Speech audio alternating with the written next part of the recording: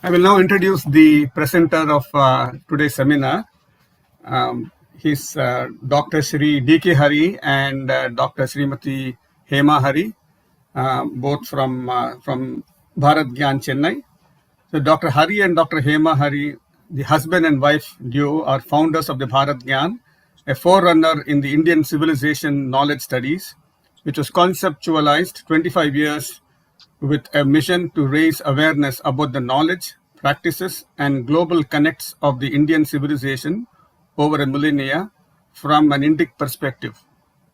They started Bharat Gyan after a stint of 20 years in management and IT and extensive global travel to explore other cultures. Bharat Gyan's Indic narrative showcases the scientific and industrial aspects of the Bharatiya civilization, besides highlighting its spiritual aspects, and shows how it is the ethos of their twining which had sustained flourish for the civilization across millennia. It highlights the contributions made by the Indian civilization to the world across millennia in the realm of matter and mind, and how they have been game changers for shaping the world to what it is today. They have so far collated over 500 hours of multimedia content on the Indian civilization and its global connects across over 108 different subjects, and have published 100 books as part of the Autobiography of India collection, besides 5 documentary films, 500 short films, and 500 blog articles. They are visiting faculty for Indian civilization studies at the universities in India and overseas and conduct online courses. They are popular for their multimedia talks in the field of Indian civilization's handling of water, agriculture, education, women's empowerment, ancient Indian knowledge systems, and cultures across ages. So I'm very, very happy. It's my proud privilege to welcome Hariji and Hemaji, and the stage is yours. The forum is yours, Hariji, now. Thank you very much. Thank you so much, sir. Thank you so much, Krishnamohan Kanduri ji and Dr. Manonmani ji for inviting us for this program. It's always a pleasure to speak to our Australian friends, and good to see some known faces like Tapasya, Jivika, Diva, all known. I think this one more person, is it? From the Dhanwani family? Jia should be there, I think. Jia is also there. Vedika, so many known names and known faces. It's a pleasure to see you all. Thank you so much. And the topic that Dr. Manonmani and Sri Krishnamohan ji wanted us to speak about is Swastika. That is the day we did this subject as a course material a few months ago. From then they've been saying this is a subject that is something we want to share with our friends here in Australia, and so nice to see all of you. And this is when we say we have traveled all over the world, yes, Indians have traveled all over the world, Hindus have traveled all over the world. Along with it, many things have traveled. One of them is the symbol swastika and its meanings, not just the symbol, but its meanings too have traveled with us right through. So we'll see some of it over the next 40 minutes. That's the time allocated. We'll see that. Okay.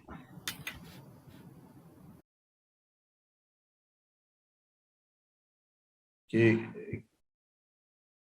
Can you see my screen now? Swastika screen? Good. Thank you so much.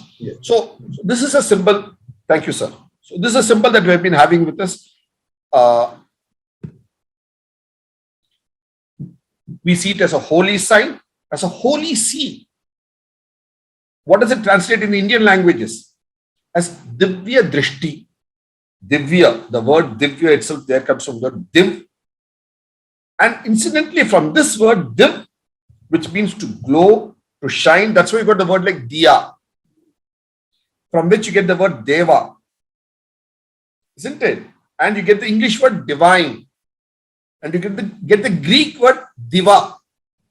For all this, the root is our Div, to shine, to glow, and Drishti, to see. So it's actually the sign of swastika is a Divya Drishti, of course, which in English we call it as holy sign. And what do we call it? Su Asti. Su, when we add a Su as a prefix everywhere, what do we get? We get some auspiciousness attached to it. That's why when you say welcome somebody, we say Swagatam. And what do we add? Suswagatam. Because you attach some speciality to it, isn't it? Swad, the taste that we have. When you add a prefix to it, su, what it happens from suswad. You can use it multiple words across language, multiple feelings that we have, where we add the su to denote something auspicious, noble, good, and asti to be. So suasti of ka. So swastika is, that's how the word, root of the word comes about to us. That we've seen that, and this symbol, and this is also not just an earth symbol, it's a symbol of the skies, of how the galaxies itself move. That's what you're seeing. So this symbol here is a replication of the galactic movement of the galactic arms. Look at the beauty of it. We could, with our Divya Drishti, understand the galactic arms and the movement, because even though the symbol is here is static, it shows movement animation. How do you show something in static? You show movement. People who are artists are expert at that. I'm sure you got quite a few artists here. They'll know how to show movement in a static 2D form artwork. It's like that. See that? So you're showing a movement of our galaxy, every galaxy in the universe. That's how the universe itself goes. So you're showing this universal movement, galactic movement, in a static form that we can understand. Look at the connect of the sky on earthlings. We are all earthlings. We are earth beings. But we are bringing a universal movement onto an earthling. Look at the astral connect.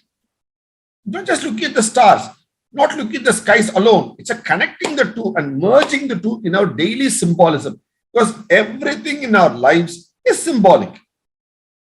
So this is one of the ultimately higher levels of symbolism that we're bringing out in this aspect. Isn't it so beautiful? Unfortunately, this symbol has been abused. Now it's become a taboo. That is the issue that we're facing, not just in Africa, in Australia, in Africa, in Europe, US, everywhere it's being faced, unfortunately, so unfortunate. Now let's look at what the thing is now, okay?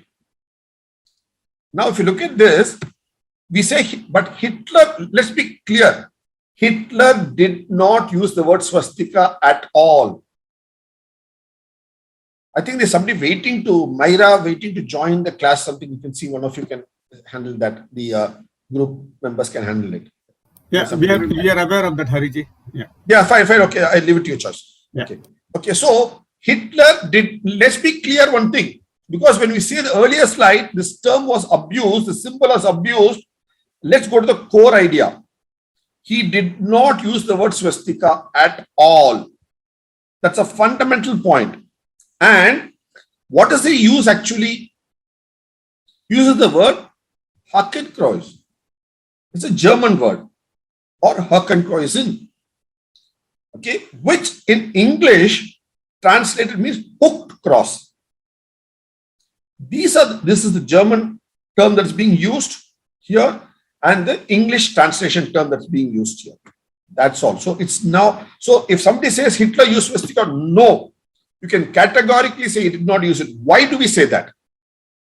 Because Hitler, when he was a child, when he was growing up, as a child, used to frequent this particular abbey. This Lambeck Abbey is something he used to frequent. And here, in this Lambeck Abbey, look at this sign here.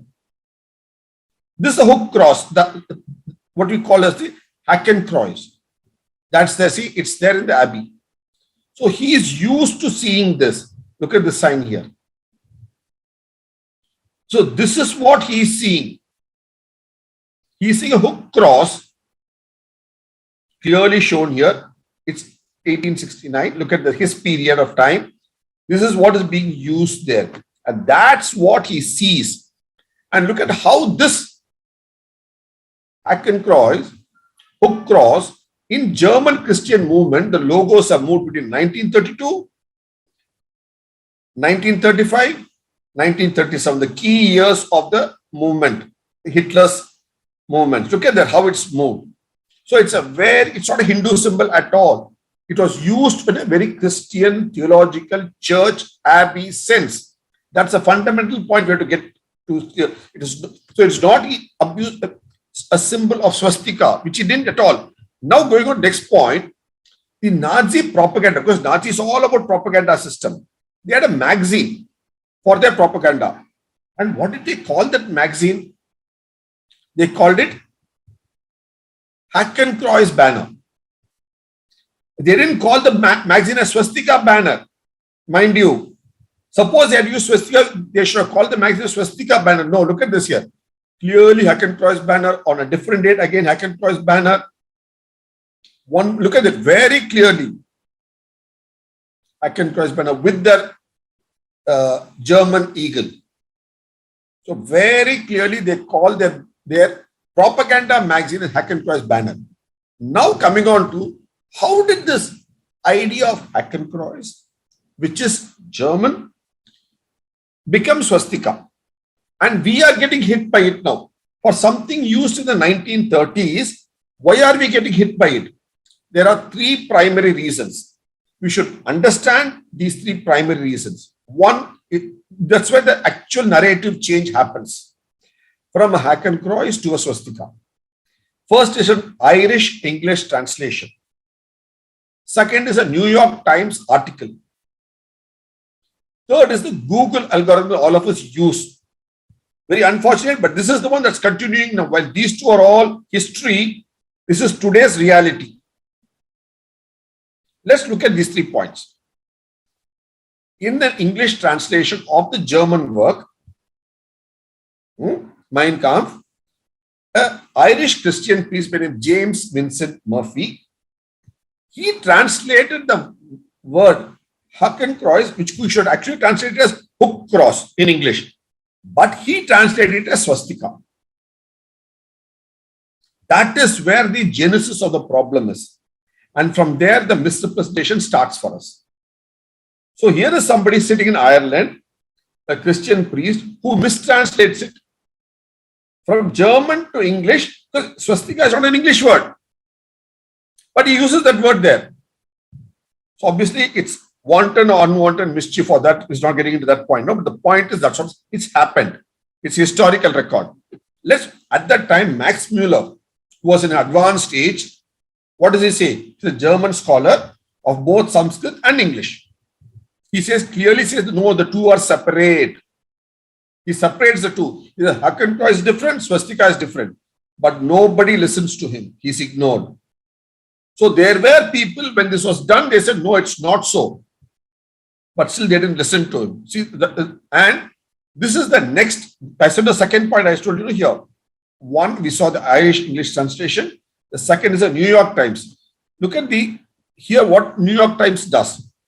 In this particular date, New York Times, what they do? They write an article citing this as swastika. So one side for England, the Hakenkreuz becomes swastika. Across the Atlantic, in USA, in New York Times, this is called the swastika, this article. So you set the trend. So it's happened a century ago. So the misrepresentation that they did a century ago still holds like an albatross around our neck. Unfortunate. Now the third point.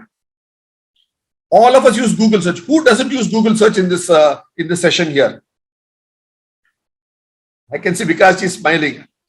I'm sure all of us use Google search, right? Look at this. When you say Haken, it will say hooked. When it says Kreuz, it will say cross. But if you type the word Hakenkreuz together, it will say swastika. It doesn't say hook cross. So there's no logic to it. It's a total misrepresentation. So what should happen is, it should actually say here, hooked cross, isn't it? It doesn't say so, it says swastika. So Google search, unfortunately, is allowing a misrepresentation to continue in their algorithm. That's why I said the issue is not just with Google. The issue is how the algorithm is now set. So one point I'm asking in this session, all of us, I think all of us should write this point, take a screen grab and send this to Google and tell them there's an issue with your algorithm. Because how much ever we have such webinars, which is must to educate ourselves, what is important is Google must be willing, open to change the algorithm and say, when it says Huck and Cross, it should say hook cross and not swastika. So it's a fundamental issue at the bija, at the where or at the seed level. In today's usage, because we cannot go back to usage of New York Times, it's gone a century old. We cannot go back to this particular author and say change it because he is also now gone. He's at the Lord's feet, so you can't do anything about it. The book is done, it's a century old. Hardly anybody would be reading the book now, it's more for the record purpose. Whereas this is something in our hands to do. I think we all have homework now at the end of this session, right? Only if you write across continents, across people, then only they'll start taking notice to handle algorithm. That should be our call of action out of this webinar, this session. Okay. Now getting on to the point, where did this idea of swastika come about? We saw in the first slide, let good things happen. Swasti swastika. Look at swastika. If you look at in India, this symbol swastika goes back to the Indus Valley seals. Look at this. Very clearly, this symbol is there in the Indus Valley seals for us. Obviously, among all the seals, you find this seal too. And look at Lothal, 3,500 years ago. I'm sure most of you know about the great port of Lothal, inland port, Indus Valley seal. Look at the very clearly swastika is here.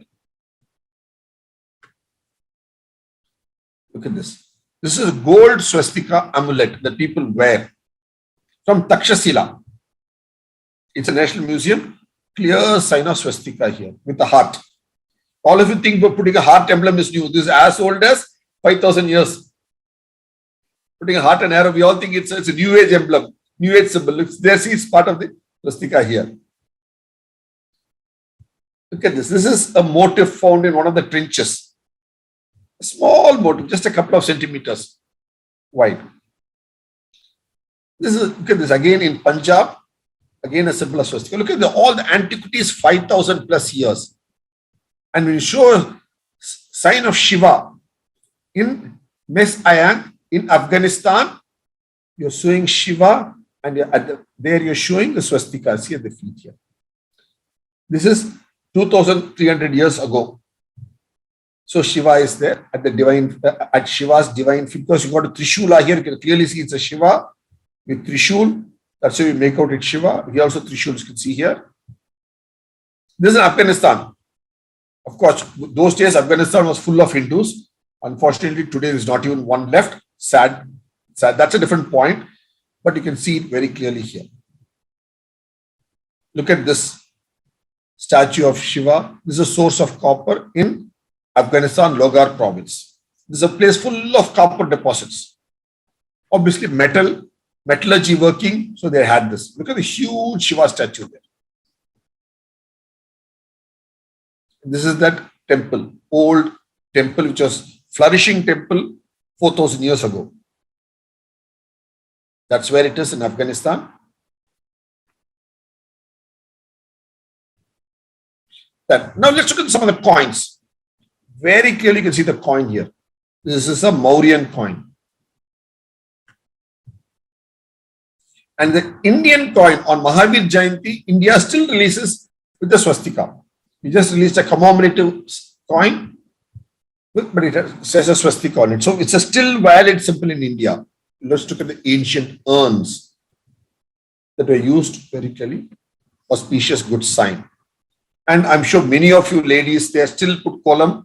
I'm sure Dr. Manohar does it. Quite a few others will also be doing. Well, look at the very clear swastika sign. The kolam. When you do puja in different families, obviously that's why this whole discussion has come about here. This is spice market they do in wedding cards. Very clearly see the inbuilt swastika symbol in India, still used. And what about rock paintings? Ancient rock paintings in Malwa, central India. That's where Raja Bhoja ruled from Malwa region. This is 4000 BC. That's 6000 years ago. Look at the swastika image there. And people from USA, they came to research on India. This is in Amaravati. Look at the swastika very clearly there. This is in Amaravati. This belongs, all this have been taken by this foundation, so it's owned by them. So we put their name because to say authentic, to show the authenticity. Look at this particular spot in deep South India, near Nagapattinam, the coast, Mailaduri Nagapattinam coast. Very clearly you can see the swastika here, isn't it? So look at this across. It's not just in Northwest India, it's here also. And see, it's across religions too. In Akbar's tomb, when you see swastika there. Look at this here.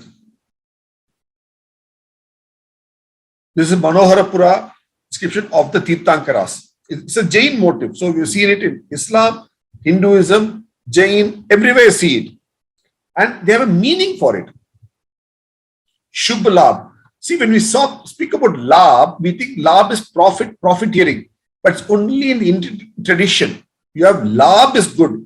To make some profit is good because only then you can use it for welfare of all. So Shubh Labh. Whereas unfortunately, in the last 50, 70 years, we've been told that profit is bad. No, profit is a good word. Look, the idea of swastika says it is important to make some wealth so you can share the wealth in noble ways. Look at that idea, noble idea. Then you go to Bengal, east coast of India. It's shown in their own perspective. The same swastika. It's in a Bangla style. When they celebrate Happy New Year, they celebrate it like this. The style varies slightly. And when you go to ships, this Scindia Steam Navigation Company of Bombay. Look at this swastika logo. And whose ticket is this? ISKCON Guru. His Divine Grace. Bhaktivedanta Swami. His ticket, when he traveled, look at the clear swastika symbol in that. So we had a chance and then look at, so interesting, isn't it? So across the land, you have this. Now, this doesn't limit itself here. You see, across the world, you have swastika. Let's take some example. Let's take some, if you want some American example to start, shall we? You tell me whichever place, I'll be glad to take example of that place. Look at America. You have a series of, similarly, there also look at the greeting card. It was just early 1900s. This is pre-World War I. The happy birthday card is with the swastika, and they call it swastika. They call it lucky sign to wish you on your birthday. Very clearly. Look at that. And say swastika is what? Good luck. And what do you show for good luck? You show a horseshoe, isn't it? What do we use for good luck? We use something drishti. In Turkey and Urdu, they call it nazar luck. In some civilizations, they use a horseshoe. So what I'm saying, they're using both the word swastika and a horseshoe. And again, showing with the heart. See, again, connected, interconnected. They're showing it for the 4 L's. Love, life, luck, and light. It's a good luck token.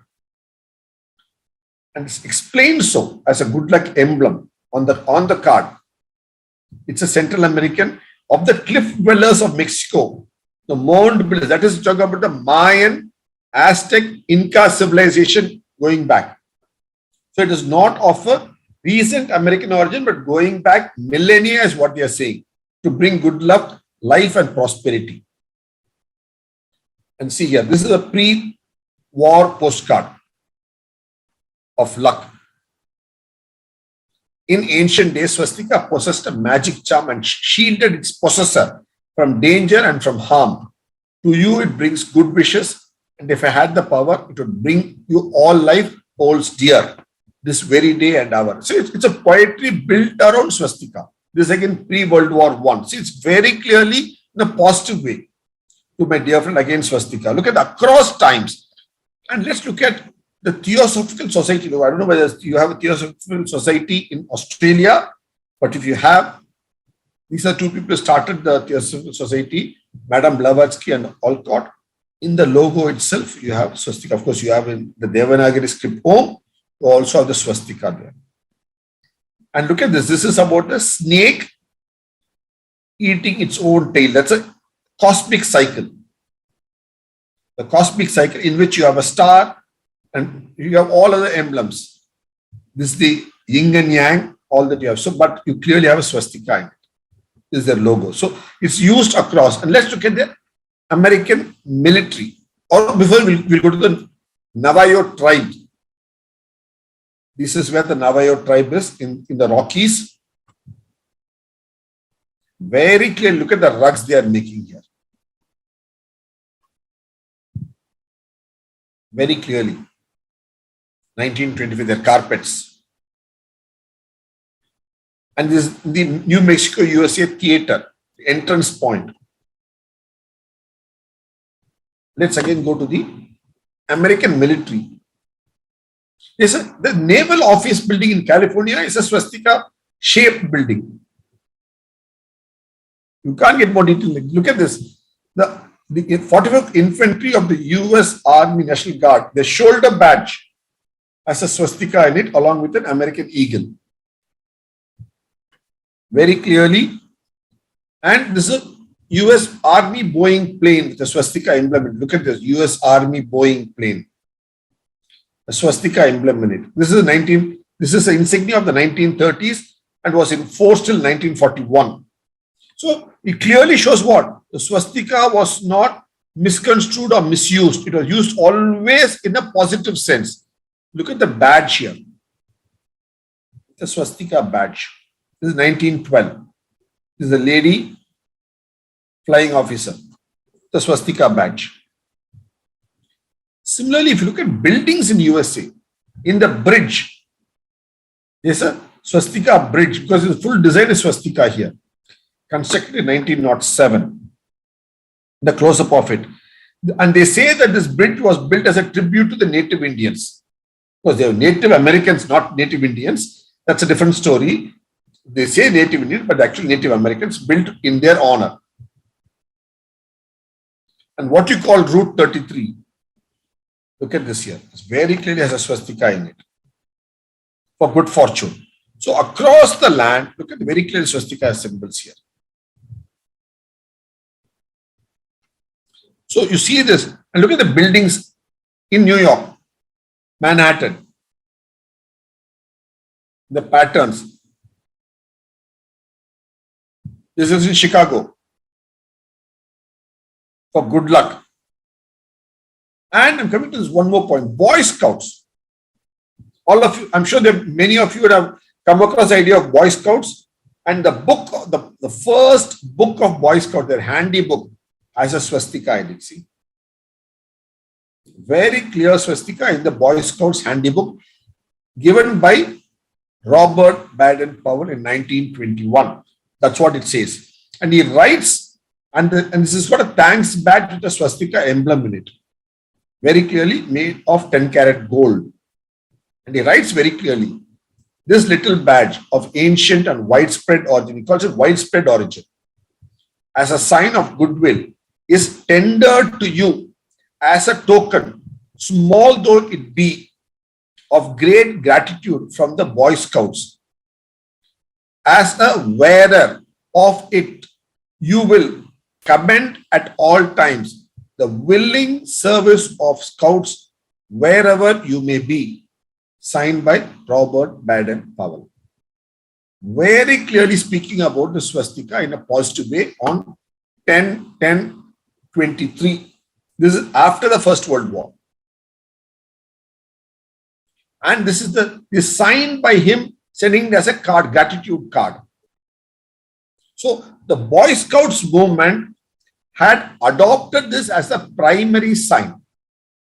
That is what we are trying to say here. They would not have adopted something that was evil intention. Because it's a positive movement of service and gratitude. That's what they've done. And you know, it's all over the Boy Scouts movement. And look at this, how it says. As you know from the account of the swastika thanks banner, which I have given to you in scouting for boys, the symbol was used in almost every part of the world in ancient days. That means what? Wherever Indians went in those ancient days, they took the symbol with them and went. And therefore has a various meanings given to it. So wherever the land it went, it picked up its own meanings. Anyway, whatever the origin was, Because they are not fully saying it's Indian, but obviously we know it is. So because the term itself is Indian, the meaning is Indian. The swastika now stands for the badge of fellowship among scouts all over the world. So he calls it the fellowship of scouts, Boy Scouts band. And when anyone has done a kindness to a scout, it is their privilege to present him or her with a token of their gratitude, which makes him a sort of member of the brotherhood and entitles him to the help of any other scout at any time, at any place. So it's a world over symbol they are saying. So that's how they're building it up. See, look at the Boy Scouts everywhere has this symbol for service. This in Camp Kingsley. So the K is there. Otherwise, it's a swastika symbol very clearly. You see different other associations. The Hockey Association, Ice Hockey Association. What is their logo? The swastika symbol of Edmonton, 1916. Okay, so you find this symbol and it's there in the Grand Lodge. You find the symbol in merchandise. Coca-Cola that all of you drink. They had used it as a merchandise. Can you blame Coca-Cola now? Or can they disown it? Neither. It was a symbol used by them in 1920s as a lucky charm. Mind you, all the swastika is used here is only as swastika and not as Hakenkreuz. That's a different product. That is a differentiation we should make. That's a different product. This is a different product. Very clearly. Look at this. This is not the most appropriate of the products, but still. Will cigarettes? Same thing. So they have also used it, see, with the leaf, with the tobacco leaf, they used it obviously here. The swastika. The shoe company. This is good. We look at again here the horseshoe. And here they show Boy Scout mounted. This is a coin. It's a good luck coin. A shoe company is using this. It's a large shoe company, not a small one, a very large shoe company of those days. So you see this everywhere. In general, also use it. In Albuquerque, USA, you have the swastika shield. So you see it across the land. Look at this. The coins they give. The lucky cent. Lucky coin. In their flags. And in the maps. What are you going to do? You're speaking here about a state route map in which you have swastika there. In Arizona state. Look at this. Here is a building called swastika in the map. In your tobacco pouch. I'm not saying you should use the pouch, tobacco pouch, but still, the product is there very clearly. So you see it across the land, across time. I'll take you some of the central, West Asia. Let's take Becca, the old places. Baalbek. This is a Phoenician place of 2000 years antiquity because Baal is the sun god. You must have heard the term called Hannibal. Some of you read the book or come across a book called Hannibal. So it's Baal.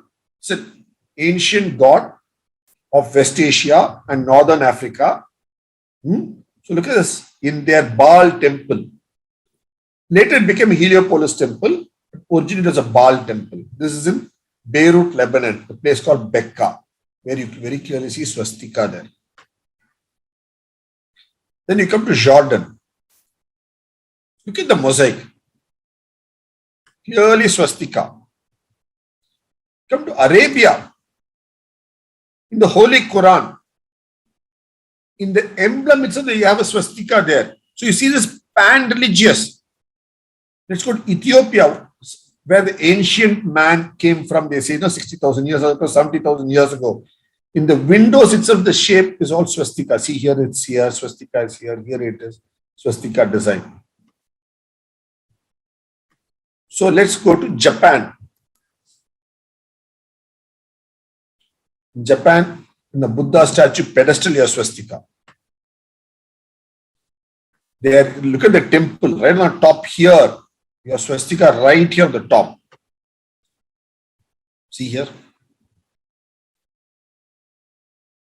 Close up of swastika in the temple, Japanese temples, and in their karate school.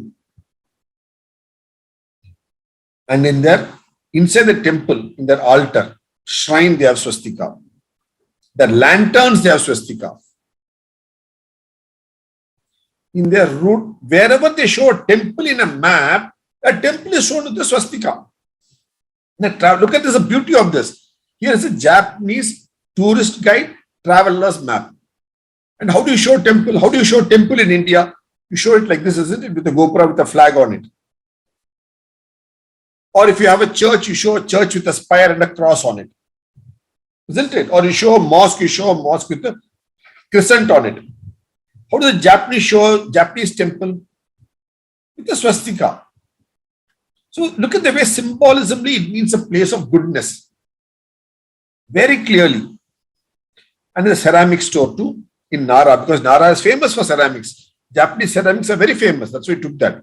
Ordinary manhole, you have this. You have in a temple, you have this on the top here. You have swastika here. You have swastika here. Look at this. All the embellishments. You go to China, you'll find that. It's a blue swastika. Couple of 100 years ago. And this is 4,000 years ago in China, in the Banshan culture, the pottery. So you're starting to see this across the land, across products, in a temple window. You're seeing swastika now. And look at this. Very clearly swastika is shown here.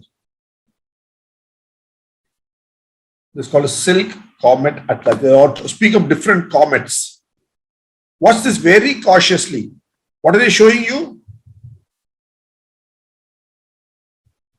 This is all the Ketu, that is the comets. In Tamil, we call it Valnatchatram. We call it Ketu, the tail, the starry with the tail, stars with the tail, isn't it? We call comets in English. You should different comets with different type of tails. This is a very old emblem. And what are you showing along with it? You're showing the galaxy movement of a swastika. The star, how it moves. Look at the movement being shown here, the beauty of it. You need to pause a minute to understand this. This is a very old, it's a silk tapestry work. And you see this in wedding sets. See, and we come to two places that's much in the news, unfortunately, Russia and Ukraine. You see Russia again, in the Russian note, you see two things clearly. One is you see a double-headed eagle. Anybody would like to say, what is a double-headed eagle called? This is a 250 ruble Russian note. We call it Ganda Berunda in Indian languages. Where do you see this in India? This is a logo of a particular state in India. Mysore, Karnataka. So when you buy a Mysore sandal soap, you'll see this. Same. The logo that you have for a state and for Mysore kingdom, the same logo you have for Russia. So look at the Indian-Russian connect. That is there in our book, Indo-Russia. You can all check out later. Okay, this is with the SARS, before the Bolshevik Revolution. And look at here, the same note, the other side, here you have a swastika in it. Clearly you can see a swastika now much better, isn't it? Because it's a watermark. It's a watermark, and as you see here, it is clearly, you can see the lines here. Because that's how money is, they put all watermarks so people cannot counterfeit it. The important emblem there is swastika. What about the Russian passport? The Soviet Red Army passport, they had a special passport for the Soviet Red Army members. It was a swastika emblem. So America has swastika, Russia has swastika. Isn't it? In general, it's a building. So you got the swastika logo there in St. Petersburg. Now, what about going to a place like you want to say England? You have swastika there. Look at the warriors. These are the gladiators in UK. Clearly swastika. So for the gladiators, life is important. Good life. So look at they carry the charm. In Manchester, you have swastika motif. And here you have the Manchester Art Gallery. You have the motif of swastika there. So you see, starting to see this everywhere. And this is all few hundred years. going back to 2,500 years back, the Roman ruins in England. Clearly see the swastika here, see? Bristol. Anglo-Saxon. After the Romans. 800 years, 1,000 years after the Romans. You see the swastika. Look at the country across millennia. In church, you have the emblems of swastika. Then you come to Spain, Portugal, everywhere you're seeing. This is 800 years ago. Look at the swastika there. Iron Age. This is all Iron Age, late Iron Age. On the head of a bull. This is all pre-Christian, very clearly pre-Christian. By 2000 years. The pottery, late Iron Age. This is at the aqueduct, famous aqueduct in Rome. The Roman aqueduct in Spain, I mean. Look at the swastika symbol there, very clearly. Late Iron Age. Similarly here too. See here, this arm here. The cathedral. Like this, you're starting to see it develop all over. You come to Vietnam, closer to Australia. In a tombstone. Because that's where the person is resting eternal peace. That's why you see it there. You come to Bali, you again see it there. In the temple of Ubud. I'm sure many of you may visit because it's halfway between India and Australia. Some of you may visit Bali. Sometime you'll see that there. Similarly, Indonesia. What do they call the school? It's part of the Ministry of Education. In Singapore, they call it Red Swastika School. Everywhere you go, China, I told you Russia, I told you Ukraine. Look at this Ukraine, since it's all the news for the unfortunately wrong reasons, just above the Black Sea. Because more important is the Black Sea is important for us. Because that's when the Ice Age is left. Look at the emblem here. Swastika is part of the design. This is 10,000 BC. That is 12,000 years ago. These are bird figurines. Look at the antiquity going 12,000 years. Look at this on bones in bird figurine. This is all 18,000 BCE, Ukraine. The swastika pattern. Look at this very clearly. This part of the land, the pattern was in antiquity, isn't it? You're seeing it now. Then you got all over. So if you look at this Germany here, everywhere you have in Greek architecture, you see that. Bavaria. Different part of it, you start seeing it. Okay? So you're seeing it everywhere, all over the world. You go to Panama also, you have it. This is native Panaman architecture. You have a swastika there. You go to South America, you have it there. Look at this. The native traditional South Americans. It's all the pre-Spaniards, pre-Portuguese, obviously. So it's something you see as pan world. You go to Ireland, the Land's End. Look at the swastika laundry. Obviously, after 1930, that close because it was an Irishman who gave the misrepresentation. Look at the we showed you earlier, right? And here in Irish times, it's called the swastika laundry. So that's when he gave a misrepresentation when it had to be shut down. Unfortunately, look at how the story is building now. I think it's there in Iran too, closer home.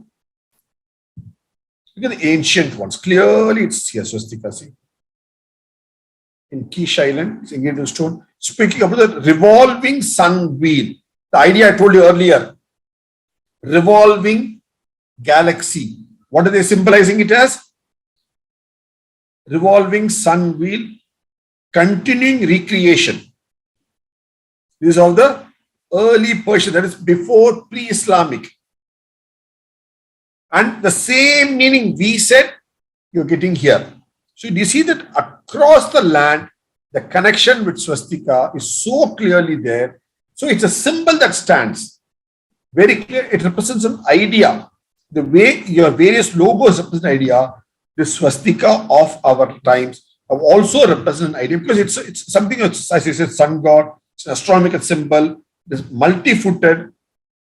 The hook cross also took from here, but hook cross of this is different, this is different. They got an idea originally from here, but they adapted it later for another purpose.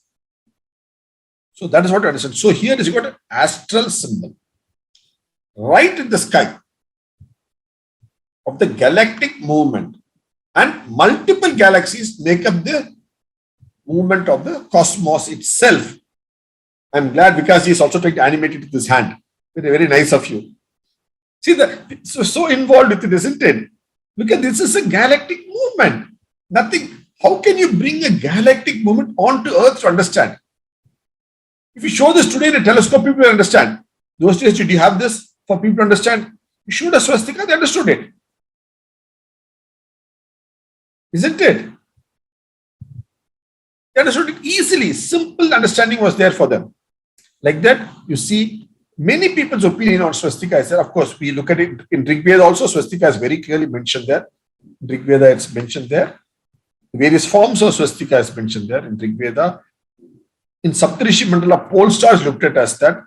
See, it's one is here. When this moves across 4 seasons, that naturally forms a swastika in the sky for us. The Saptarishi, the what do you call as Ursa Major in Greek, and which leads to the pole star, Ursa Major, Ursa Minor, you know that. So how this forms at different levels, it forms this particular thing. So Max Muller also speaks about the word swastika. Outside, I do not like to use the word outside India. It's a word of Indian, very clearly says it's a word of Indian origin. It has its history and definite meaning in India. The temptation is to transfer names which are similar, but he says it's a very Indian area. And he calls a mischief arising from this promiscuous use of technical terms is very great. He calls it a mischief. Look at the keyword he uses. And he says we ought to resist this mischief. It's a mischief done.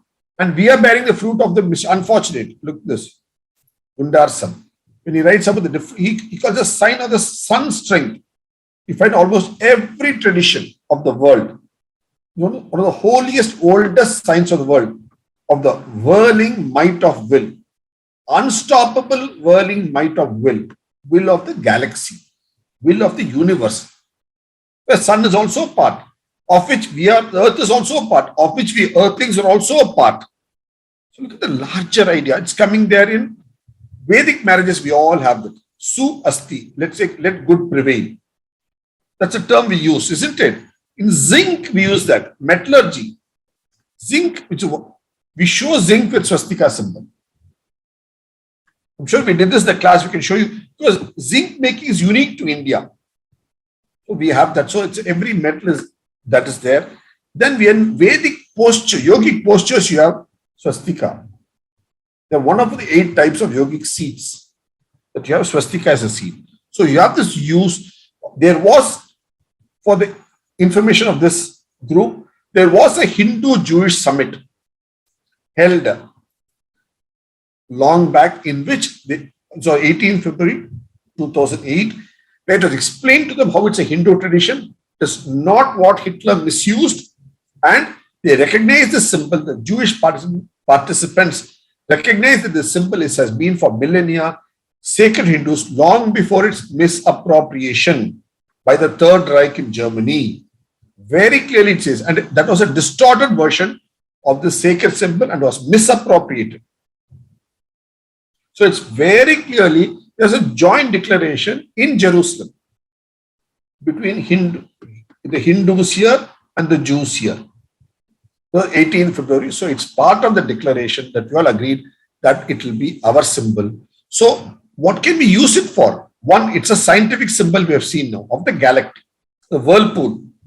See, look at this. This is a M51 galaxy with the Hubble telescope. Looks like a swastika in the sky.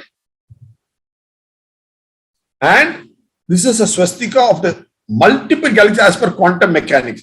Look at there are a zillion swastikas happening in the universe. So they see the universe as a swastika, not you and I. This is in quantum mechanics. So swastika like, look at this here.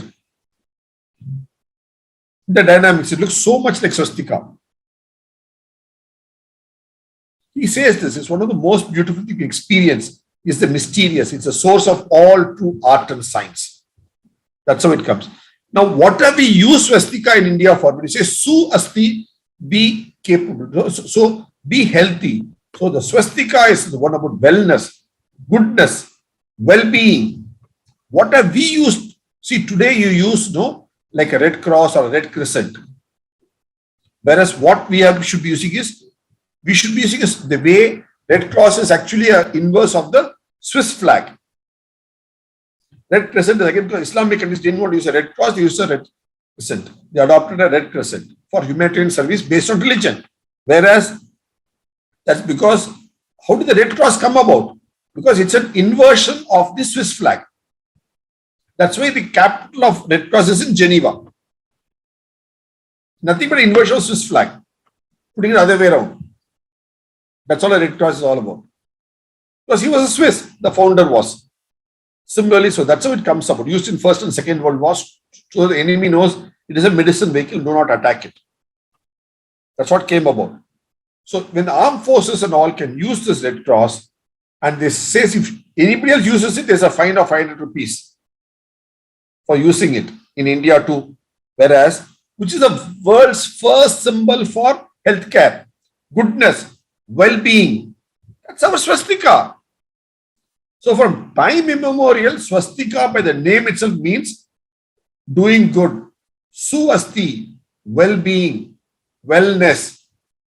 So we have the symbol accepted not by a few governments, but across millennia. That is what we should understand and get back to expressing this and using it happily. Okay? And that's how we have to get a lead to doing this everywhere. Okay? So it's a wellness symbol, happiness symbol, goodness symbol used across civilizations, used across the globe, across millennia, across mediums. I hope I've been able to explain all these points to you. Once again, I'd like to thank Dr. Manonmani and Sri Krishna Mohan for inviting us to be part of this session and share with you some points, because they said about 40 minutes. I think, I don't know if I crossed 40 minutes or not, but I wanted to share in brief. Thank you so much. I'll be glad to take questions as per the moderator's procedure. Sri Hari wants to ask Hari. Welcome. Namaste, Hariji. I just want to know, like, from here, like, how should we convey the message of swastika, in the wider audience in Australia or in wherever we go, because there were scenarios of attacks happening. Even if somebody buys a new vehicle, car or something, we put the swastika symbol on the car during the puja. So how should we educate other people, and how should we convey this message?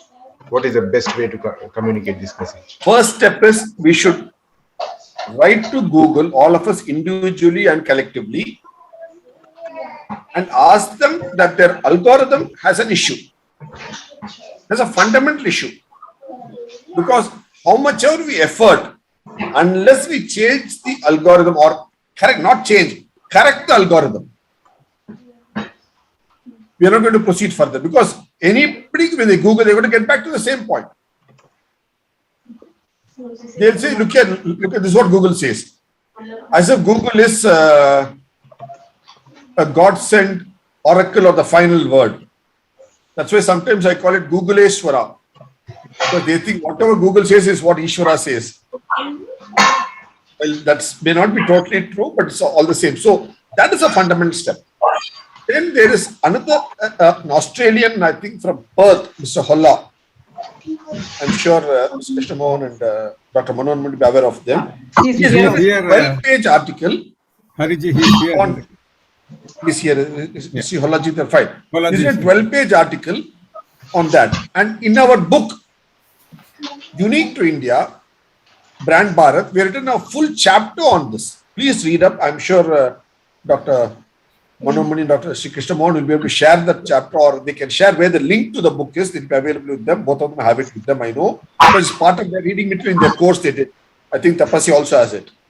GRG, all of them have it. So obviously they can't share the chapter because it's part of their reading material, but they can share the link to where it's available.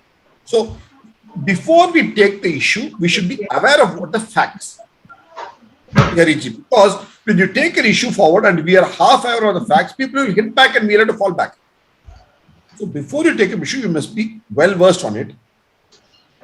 The reason I spoke of Hollaji's article because he's an Australian, he's in Perth. That's why it helps that much. And we are doing a full chapter on it with all these details, and this presentation will be there now on the net. Because we are not in the Holocaust is horrific on mankind, not just on Jews.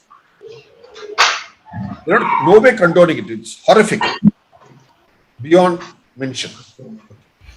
But it was a different symbol, a different name itself. Somebody by error has imposed the term swastika on it. So that is what, so when you correct it, we have to go it step by step logically. First start with the Google algorithm, then say what the facts are, place the facts, before we can confidently start using our symbol again for multi-purposes. Just by saying, oh, this is my symbol, I can use it. Yes, it is your right to use. That's a different issue. But let's use it step by step. Go about it and then clear the platform to use it. Because there is a Hindu-Jewish summit which was held. And the declaration was there, which I showed you also. Thanks. Very clearly. I hope I answered your point, sir. See, there one more question from Raju Manwani-ji. He's saying that if I were to be given 3 minutes to explain this to a non-Indian, what are the important aspects I would want to emphasize on in 3 minutes time? 1 minute, say how the narrative change happened. Hitler did not use swastika. Neither did he use a symbol nor did he use a term. He used only Hakenkreuz. And how it was a misinterpretation by an Irish Englishman in his book, New York Times, and now by Google. So those two are historical, but this we can remove. Once we have removed this and says it's an error, then we have a proper summit. It's a proper summit held in Jerusalem where it was acknowledged that we are trying to misrepresent it and show it's a world symbol. That's the 3 quick points. And that's a world symbol. Obviously, you can't explain in 3 minutes. They'll have to be willing to refer to backend because I know today people want to start and end arguments in 3 minutes. It's all media trial. I know if you have to win an argument or not only in 2.5, 3 minutes maximum. I know it's all 180 seconds life you lead. I agree with you totally. But first of all, you have to remove whatever you say, you have to remove the misconception. Only you can bring in a fresh point because when the tea glass is full, you can't pour fresh tea in it. When the tea is already spoiled, you can't, unless you take out the tea, empty it and restart doing it. That's the fundamental first step. So let's recognize there is a misrepresentation and it's still the misrepresentation continues to this day in the most popular forum of the world. So all that we do will come to a naught unless that is knotted out with facts. I hope Rajuji have answered your point in 3 minutes. And also we should remember one of the reasons the hook cross, the Haken cross, had a problem is there was obviously a Jewish-Christian conflict happening in 1930s. It's happened multiple times. It's not the first time or the last time. It's happened multiple times, unfortunately. So it was a problem between the Jews and the Christians, in which invariably for some reason or the other, the Hindus who were nowhere in the picture get caught in the whirlpool in the middle and get hit. We were on neither side, nor were we in Germany then.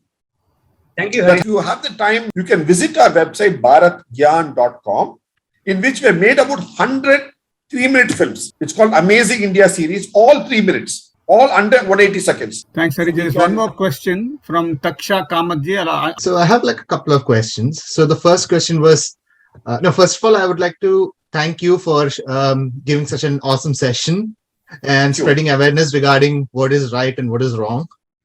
So right now, you just said that it was actually a Jewish-Christian conflict where out of no context, the Hindus got caught in between.